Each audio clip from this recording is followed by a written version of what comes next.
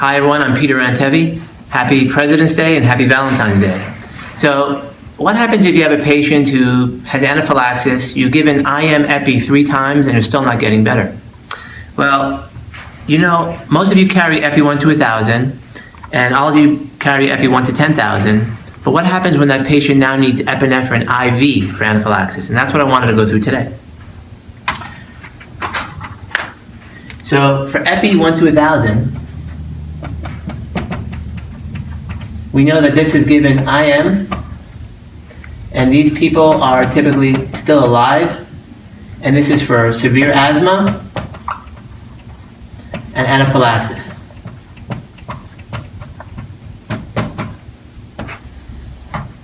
Here you have epi 1 to 10,000.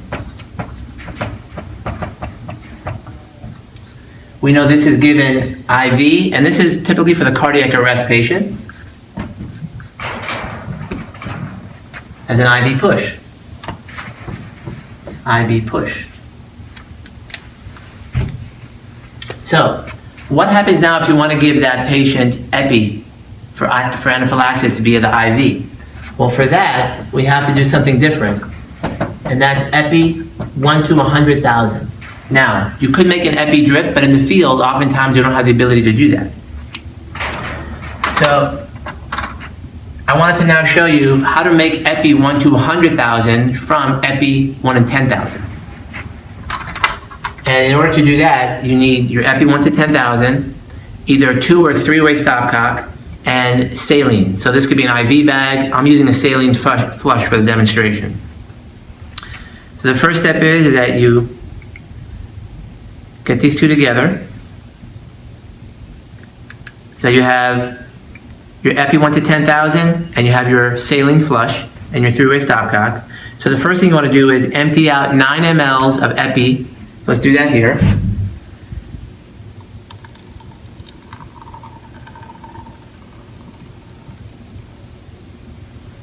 I have 1 ml of epi 1 to 10,000 left. Now I'm going to refill it, as you can see here, with 9 mLs of normal saline.